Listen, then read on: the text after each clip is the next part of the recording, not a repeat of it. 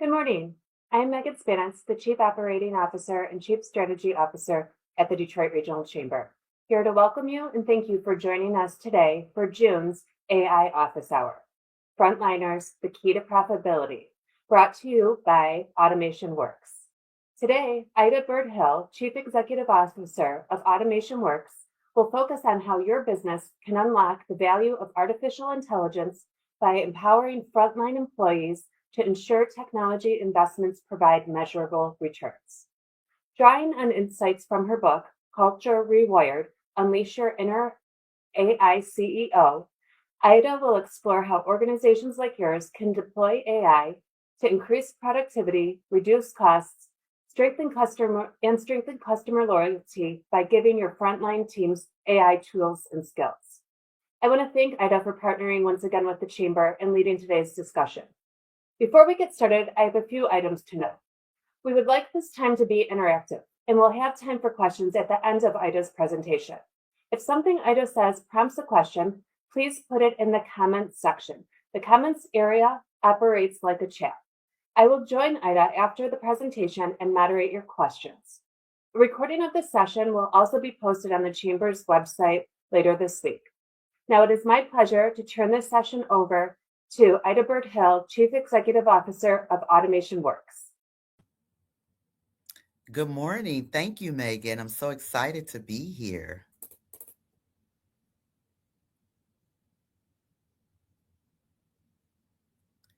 If we're good to go, I'm good to go. First of all, let me introduce myself to those who don't know me. I am CEO of Automation Works, and we are a behavioral intelligence firm. The last 4 years, we've been spending creating a piece of software called SensiWise, which is an AI-powered software to predict take capability. We did 4 years of research with frontliners to see if they could handle emerging tech like artificial intelligence, cybersecurity, data analytics, network engineering, and IoT sensor systems. The software's had an 87% prediction accuracy. We went from having a training completion rate in those subjects from 7.9% to 58%, and we have returned 113% salary increase amongst those frontliners. So I'm excited. Beyond just doing that software, we combine that software with culture audits for corporations, as well as leadership coaching and tech skill coaching for those frontliners. But I'm just not new to this game in the last 4 years. I've been at this frontliner journey for the last 30 years. I'm a graduate from the University of Michigan with a bachelor's in economics. My specialty was behavior economics. I have an MBA from Strayer University. I'm an author of, as they said, of Culture Rewired: Unleash Your Inner AI CEO. But I'm most excited that in 2025, I got listed as a top tech innovator by CEO Magazine. I was excited because I was not too far away from Sam Altman and Mark Zuckerberg, which are the biggies, and I'm the small person in the room. So I am a frontliner, has expertise in frontliners. I've trained over my career about 17,000 of them, and so kind of know their behavior and what happens with them quite well. This session called Frontliners Key to Your Profitability. Before we go forward, I want to define who frontliners are, because when I say that term, sometimes we forget who they are, but they keep our world running. They're the individuals that are behind the scenes, they're not out front, that we depend upon daily, but we don't realize how much we're dependent upon them, such as your delivery driver. I have a personal relationship with mine because I order a lot of things online, and I'm sure a lot of you do too. But those are the individuals that are on the front line and that they're dealing with the customer directly. So they have insight on how the customer operates, what the customer is going to do before anybody else has that insight. Now, why are they the key to profitability? As I said, I'm an economist, so I look at things from an economic perspective. Let's go back a little history back to the pandemic, which seems like that was so far away, but it was only a few years away, about 6. In our country, we had an unprecedented release of profitability at the pandemic, but it didn't start in the pandemic. It actually started way back in 2007. And as you can see from this graph, the profitability of corporations kept getting higher and higher and higher. But notice in the pandemic, we had a slight drop. And then we had a stark run up of profitability. Now, when you talk about that profitability, most of that has been assigned to Silicon Valley and the technical industry. But what we forget that we are in the epicenter of the automotive capital of the world. And while Silicon Valley controls consumer apps, we control anything that is industrial and robotic. So as you can see from the graph to your right, when you look at the robot purchases in our country, notice that the automotive industry outpaced every industry combined in the purchase of robots.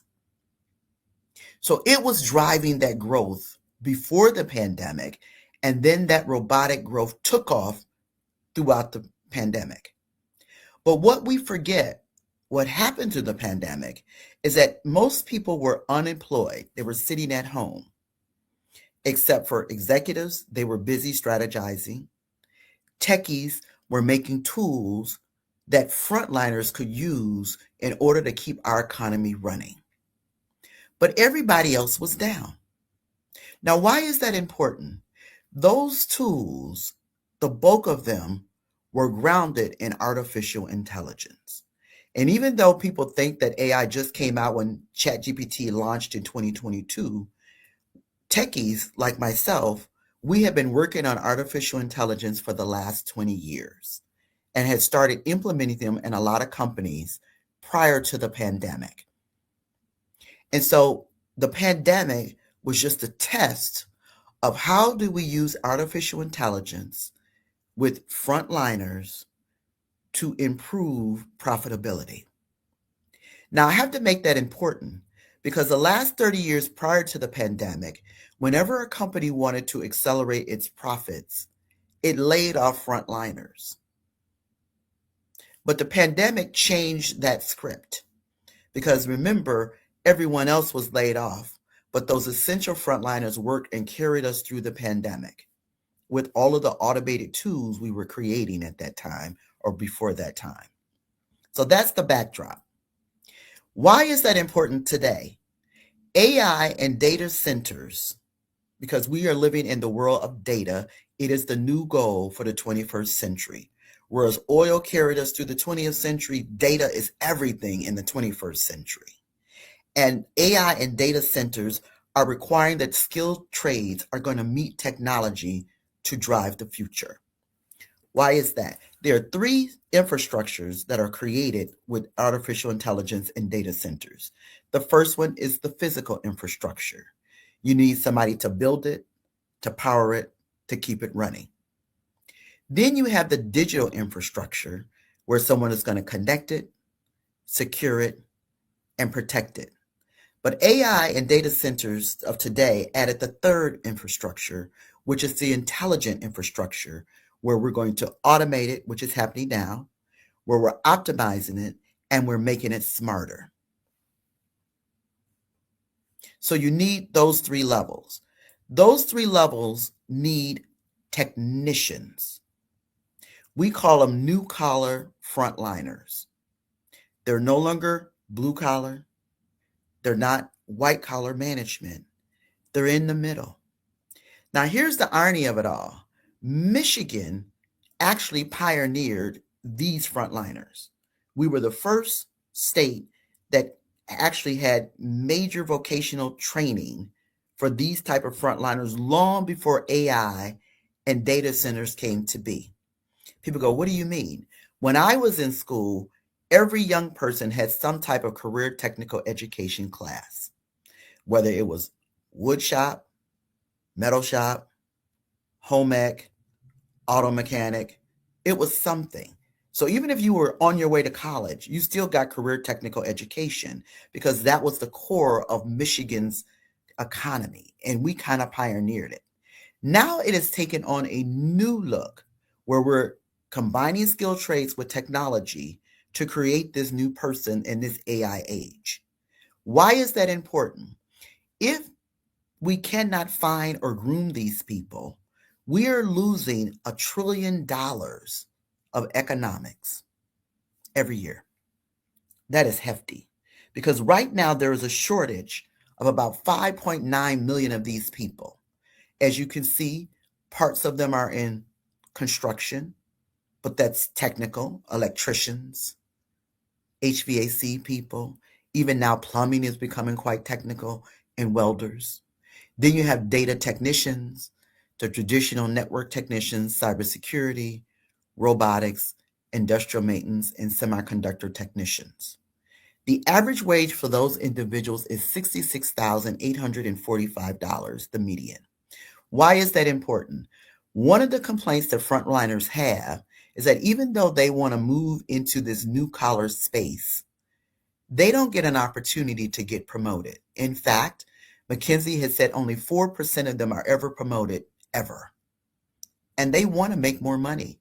They want to power this economy.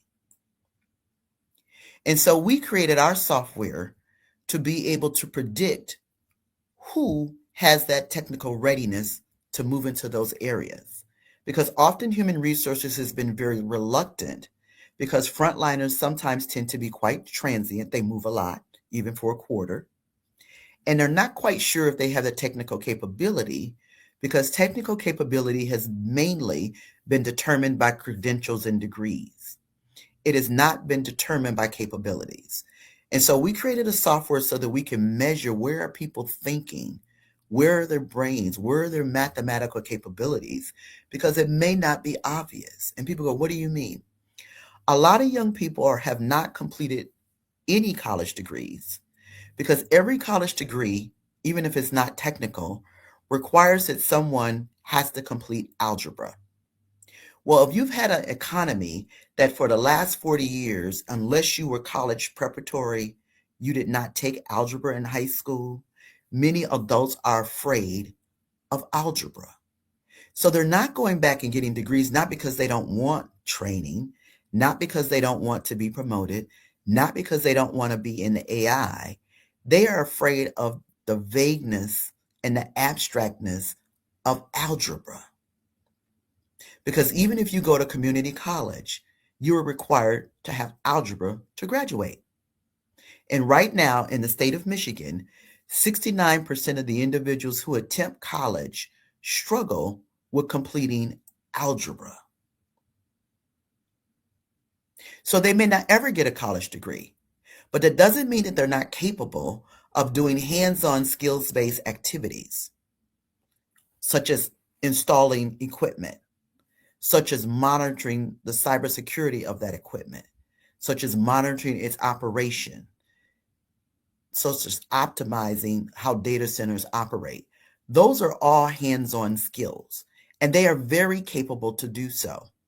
And so we created that software to be able to prove that they're capable. And in fact, of the young people that we have trained the last 350 of them the last 4 years, very few of them had a degree, but they're in slots for degree people. And I'll give you a good example. We have a young man by the name of Jerry, and he actually ended up getting a job at Amazon Web Services. He completed our network engineering. He actually sits in a data center. Well, when he was laid off, he was making $58,000 a year. When he did his training, he left us for Amazon at $96,000, which is equivalent to a salary of a college degreed individual. He tells me he's currently in a training program for AWS, and when he completes at the end of December, his pay will be increased 131,000, which that's a hefty to go from 54 to 131. Why? Because he has hands-on skills expertise that those frontliners bring to the table, and when it meets technology, they are explosive. Now, why is that important? Right now, because of the growth of artificial intelligence, we need people to manage all of that output and everything that's around it. And people go, why is that? Because AI is nothing but automated data. It's data. And for decades, we hired people in the middle to crunch that data manually.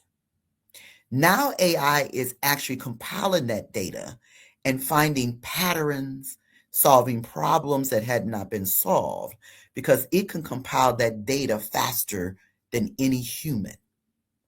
But you cannot turn the AI 100% loose. And that's where these new collar frontliners come in. Their job is to oversee that data, and they have the capability to do so. And that's where they are the key to our profitability. Now, for us, we noticed that we got 87% accuracy amongst that population, that they are capable of doing AI, cybersecurity, data analytics, IoT sensors, and network engineering, which means they could funnel from the beginning of the construction process all the way through the optimizing process of artificial intelligence and be able to do the hands-on work. So that's our belief. But we realized we were not by ourselves. I was at a conference and got a chance to meet the Palantir team. And one of the things that the Palantir team has said, that their CEO says all the time, that those frontliners, because of artificial intelligence, are now very valuable and irreplaceable. So we have been advocating to most employers, instead of laying off those frontliners, equip them to manage the process from construction through optimizing as we move through this AI age. And we believe that they can do it. In fact, we have 350 people as proof that they can do it. As you can see on your screen, these are some of the individuals who've had increase in incomes, and a lot of those incomes have been quite hefty. And once they make those incomes, they are definitely loyal. They don't move. They don't leave. You have an individual who's going to be there and be entrenched. So we have been advocating that businesses look at frontliners a little differently, not that they're disposable, because as Alex Carper Palantir said, as well as other CEOs like Jim Farley, who's locally here, like Ryan Maybach at Barton Mello, that they are very, very valuable, and that we're going to need them to groom them up as we move through this AI age. So we believe that if you look at them differently and look at how they add to the process of this artificial adoption, AI adoption, you will also see that they are profitable, which is why at the beginning of the pandemic and all the way through 2024, you have seen corporate profitabilities rise higher than they've had in the past 70 years, driven by those hands-on skills of those frontliners. Now, unlike our other AI office hours, we are opening up the office hours now for questions. So if you have questions, feel free to put them in the comment box and ask any question that you want about frontliners and how they fit into this profitability stage. And thank you. And again, I'm Ida Bird Hill, and I'm the author of Culture Rewired, Unleash Your Inner AI CEO. We perform those culture audits. We do leadership coaching, and again, tech skill coaching amongst frontliners.